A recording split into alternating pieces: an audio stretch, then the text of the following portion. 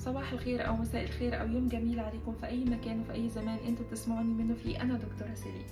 النهاردة هنتكلم على بروتوكول بيستخدمه هنا الأطباء الألمان كجزء من الخطة العلاجية لمرضى الاكتئاب. بصراحة البروتوكول ده لفت نظري جدا جدا جدا بسبب النتائج بتاعته المبهرة وبسبب ان هو بسيط قوي. يعني هو ما بياخدش أكتر من 15 دقيقة بس في اليوم، 15 دقيقة زي ما الأطباء الألمان حسبوه. فعلا دي حقيقة، حسبوه ان هو تقريبا في المتوسط 15 دقيقة، والمريض لازم أو الشخص لازم يلتزم بيه لمدة أسبوعين أو 14 يوم. بصراحة النتائج بتاعته هي أكتر حاجة لفتت نظري، إن 60 ل 70% من الأشخاص اللي بيلتزموا بيه لمدة 14 يوم، من 60 ل 70%، يعني 6 ل 7 أفراد من كل 10 أفراد بيشعروا بتحسن ملحوظ جدا. مش بس هم اللي بيشعروا بتحسن ملحوظ، المحيط اللي حواليهم يعني الأهل أو الأشخاص اللي هم عايشين معاهم وحتى الأطباء بيشعروا بتحسن ملحوظ بدون أي تدخل، يعني بدون أي أدوية، بدون أي علاجات مع معالجين نفسيين، بدون أي شيء، بيشعروا بتحسن كبير جدا. فيعني بصراحة الموضوع كان يعني يستاهل ان انا اتكلم عليه. انا متأكدة ان هو هيساعد ناس كتيرة جدا، خصوصا الفترة اللي فاتت ابتديت شوية اركز، يعني ابتديت شوية ابتدي اقرأ او اسمع حتى الناس من مصر او الرسائل اللي بتجيلي بتحكيلي. فانا حاسة ان في حالة نفسية سيئة دلوقتي بيمر بيها كتير من المصريين او حتى كتير من العرب، فيمكن الفيديو ده يعني يساعد ناس كتيرة، وانا متاكده ان هو هيساعد ناس كتيره. قبل ما ابتدي على اي حاجه وقبل ما اتكلم على اي حاجه او نتفق على اي حاجه، لازم اقول كم ملحوظه كده صغيره.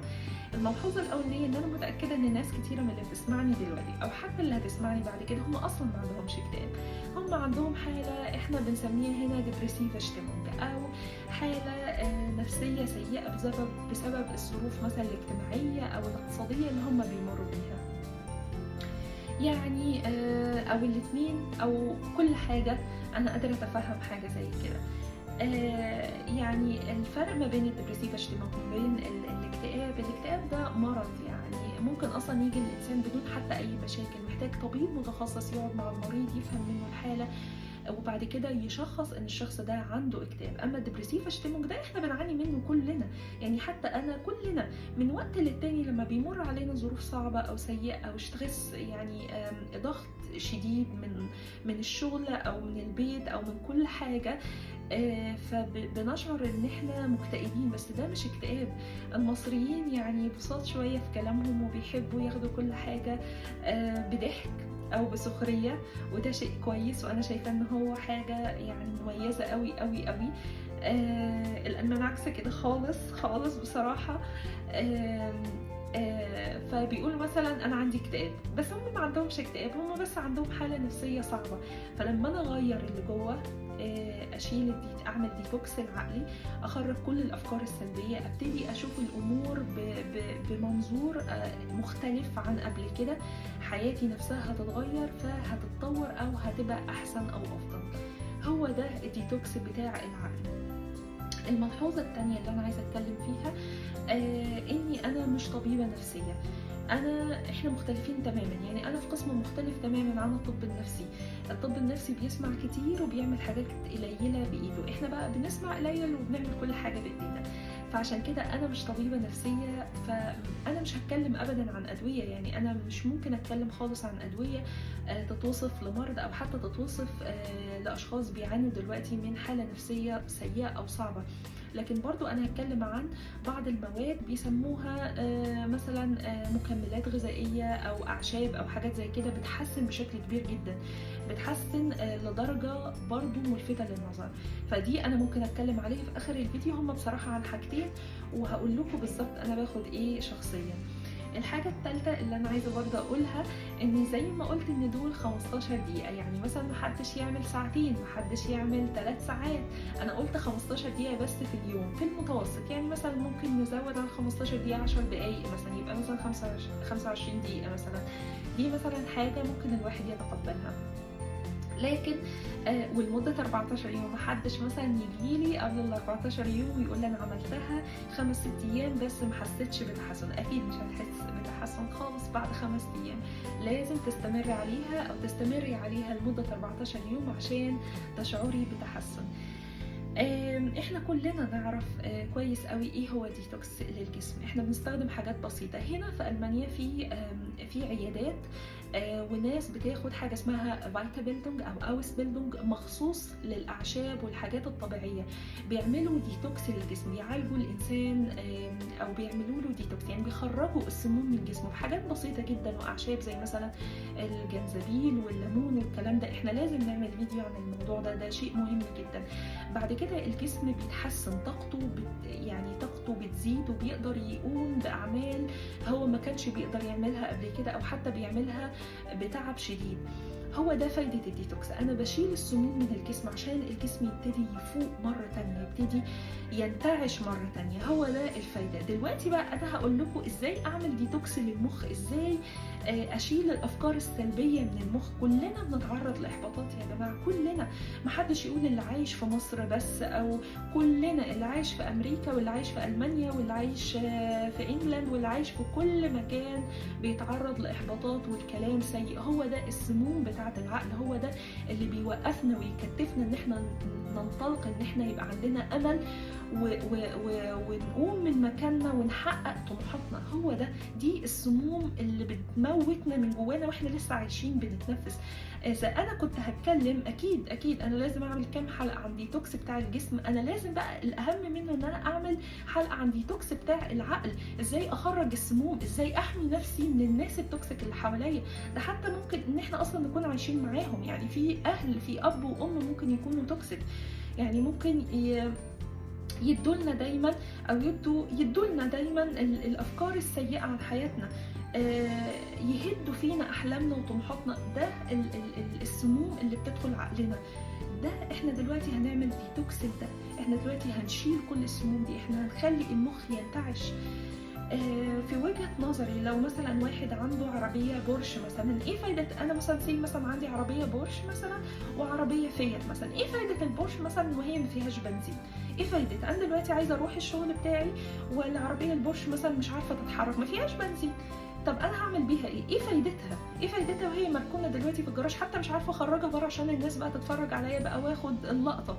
يعني ايه فايدتها؟ طب لو انا بقى عندي عربيه كده صغيره مهكعه كده فيات بس فيها بنزين وتعرف تجري بسرعه توصلني لشغلي واعرف الحق الناس، يبقى هي دي المفيده. انا بقى شايفه ان البنزين ده هو مخي، هو الديتوكس بتاع عقلي. مخي ده لو انا شلت منه السموم هيبقى هو البنزين اللي هيحرك الجسم كله. في بصراحه حاجه انا سمعتها من دوله عربيه تقريبا الامارات اعتقد، هم بيقولوا الناس يعني اخواتنا اللي هم مثلا فقدوا طرف من اطرافهم مثلا بيسموهم اولو العزم. انا بصراحه من اجمل الكلمات اللي انا سمعتها، يعني من اجمل الكلمات اللي انا سمعتها. بنلاقي اولي العزم دول بيحققوا يعني ميداليات في الاولمبياد، بيحققوا انجازات طبيه وعلميه ما توصلهاش اشخاص سلام 100%. فعشان كده يا جماعه اهم حاجه مخك، اهم حاجه المخ ده. وعشان اقدر احمي نفسي من عدو ليا لازم احمي مخي، لازم اعرف ايه اللي بيدخل له، لازم اعرف ايه اللي موجود فيه دلوقتي عشان اخرج كل السموم وخليه ينتعش مره تانية ويخليه مره تانية مقبل على الحياه، يحقق الاهداف اللي انا استحقها. هو ده الديتوكس اللي احنا هنتكلم عليه دلوقتي. يلا عشان انا مش عايزه اطول في الفيديو ده خالص، خلينا نتكلم بسرعه عن البروتوكول ده وفي الاخر هقول لكم ايه الحيل النفسيه. اول حاجه لازم ابتدي بيها، انا محتاجه منكم 5 دقايق بس في اليوم بالليل، 5 دقايق قبل ما ننام. هرجع تاني اقول قبل ما ننام، بمعنى الناس اللي هي مثلا بتحب تتكلم مثلا مع شريك حياتها مثلا، او تحب مثلا تعمل شات، او مثلا تقعد تتفرج على السوشيال ميديا، الفيسبوك او اليوتيوب او وات ايفر. انا مش عايزه بعد كل الكلام ده، بعد ما الشخص يشعر ان هو خلاص يعني بيسقط، يعني خلاص هيقع مش عارف خلاص يفتح عينيه، انا بقى عايزه ال5 دقايق دول اللي هو قبل النوم على طول، قبل النوم مباشرة. اعملوا كل اللي انتوا عايزينه وقبل النوم مباشرة. انا محتاجة بس 5 دقايق تسترجعوا فيها كل حاجة حلوة او الحاجات الحلوة اللي حصلت لكم في حياتكم. اي حاجة حلوة. كلنا يا جماعة مرينا بظروف سيئة قوي، ومن وقت للتاني انا هحكي لكم ايه الظروف اللي انا شخصيا مريت بيها، وكنت في وقتها حاسة ان انا مش هخرج ابدا عايشة من المشكلة اللي انا فيها دي، وخرجت وبدأت اضحك على اللي انا كنت فيه او الافكار اللي جات لي في الوقت ده. خلاص كلنا مرينا بمشاكل، لكن ربنا عادل، كل واحد برضو جات له حاجات حلوة، جاله مثلا صديق حلو كان في حياته، واهل مثلا اب او ام كانوا طيبين او حنينين معاه، هدية حلوة، خروجة جميلة او سفرية، موقف حصل مثلا حسيت فيها بالامتنان او بالتقدير مثلا من الناس. اي حاجة حلوة مرت في حياتكم انا عايزاكم تفتكروها وتسترجعوها خلال ال5 دقايق دول. دي اول حاجة قبل ما ننام مباشرة. الحاجة التانية، اول ما نصحى من النوم انا عايزة تعملوا حاجة اللي بيها تنظفوا نفسكم، بمعنى اي حاجة فيها نظافة للجسم. انا طبعا بتكلم مع ناس ممكن يكون عندهم فعلا اكتئاب، ممكن يكون عندهم حالة نفسية سيئة، فعشان كده انا هقول حاجة بس بسيطة، اغسل سناني مثلا. طبعا مرضى الاكتئاب حتى ممكن ما يقدروش يقوموا من السرير بتاعهم، ممكن ما عندهمش القدرة ان هم حتى يقوموا من السرير بتاعهم، نفسيتهم تعبانة جدا. عشان كده اي حاجة بسيطة هتبقى حمل بالنسبة لهم كبير. عشان كده انا مش بقول مثلا تاخدوا شاور كامل، لكن طبعا ده الافضل، لكن حاجة بسيطة، وليكن مثلا اغسل سنيني. الولاد مثلا ممكن يغسلوا شعرهم بسرعة مثلا في الدش مثلا. اي حاجة بسيطة اللي بيها اغسل بيها نفسي واشعر بانتعاش، ان شاء الله بس الاسنان، واشعر بعديها بانتعاش. وقتها على طول اغير لبسي، يعني اللبس اللي انا نمت بيه بالليل ما كملش بيه اليوم ابدا، لازم اغير لبسي والبس لبس حلو، البس لبس نظيف، ده اهم حاجه. افتح الدولاب بتاعي او الشنطه او اي حاجه البس لبس نظيف. الحاجه الثالثه، ده كده خلصنا 2. الحاجه الثالثه، اعمل اي حاجه في المحيط اللي حواليا اللي بيها عنايه تستريح، بمعنى مثلا ارتب السرير بتاعي، المكتب بتاعي مثلا عليه اوراق وكتب، بس انظمها. حاجه بسيطه. لازم نحط دايما في اعتبارنا ان احنا بنتكلم في 15 دقيقه، 20 دقيقه، 10 دقايق، يعني مش وقت طويل. يعني محدش مثلا يمسك الشقه، الامهات الطيبه اللي هي بتعاني دايما من ستريس على طول، انا يعني من فضلك ما تعمليش كده خالص. اعملي بس حاجة بسيطة، حاجة بسيطة خالص. مثلا لو عندي مثلا الارض مثلا مش نظيفة شوية، ممكن اجيب المكنسة مثلا انظف فيها مثلا حواليا، اعمل اي حاجة حواليا اللي بيها عناية تستريح. طبعا لما الشيء يبقى منظم ونظيف حواليا طبعا العين بتستريح، ده شيء طبيعي. دي الحاجة الثالثة. الحاجة الرابعة، ادلل نفسي بقى. يعني انا دلوقتي نمت بالليل على افكار حلوة، صحيت الصبح نظفت نفسي ولبست لبس نظيف، بعد كده رتبت اللي حواليا او اي حاجة صغيرة حواليا، لازم بقى يعني اكافئ نفسي على اللي انا عملته ده. اي حاجة بسيطة يا جماعة، زي مثلا قهوة مثلا، حاجة احنا بنحب نعملها الصبح او بنحب نعملها في المطلق او كنا بنحب نعملها قبل كده، زي مثلا قهوة، موسيقى مثلا نسمعها، شات مثلا نعمله مع حد مثلا احنا بنحبه. يعني اي حاجة بسيطة احنا عارفين تماما ان هي هتبعث راحة نفسية او سعادة جوانا، او حتى كانت بتبعث قبل كده سعادة جوانا خلاص، وبعد كده ما بقتش بسبب ظروفنا النفسية السيئة، فنعملها تاني. انا مثلا بحب الموسيقى جدا الصبح، يعني الناس اللي معايا ما يعرفوش ان انا صحيت من النوم الا لما اشغل موسيقى، انا بستريح كده. في ناس مثلا متدينة تحب مثلا تسمع قرآن مثلا، تحب مثلا تسمع تراتيل مسيحية مثلا جميلة، فيعني اعملوا الشيء اللي انتوا يعني بتستمتعوا بيه. مثلا أكلة حلوة مثلا، حاجة حلوة مثلا جاتوه مثلا، أو حاجة مثلا حلوة انتوا مثلا مخبينها كده في التلاجة، أنا عارفة الحاجات دي، طلعوها مثلا وكلوها دلوقتي. يعني أي حاجة انتوا بتحبوها في وقت قصير اعملوها. خلاص ده كده رابع حاجة. خامس حاجة والأخيرة، قوموا بأي إنجاز ولو صغير. يعني ايه انجاز ولو صغير؟ طبعا انا مش هقدر اقول كل الامثله، لكن انتوا اللي تقدروا تحددوا. يعني مثلا بيختلف من شخص موظف مثلا لحد قاعد في البيت، مثلا لطالب مثلا، لحد كبير في السن، لحد صغير. يعني انا هقول لكم مثال، مثلا ميل صغير للشغل، بس ما يكونش مثلا مؤذي للنفس.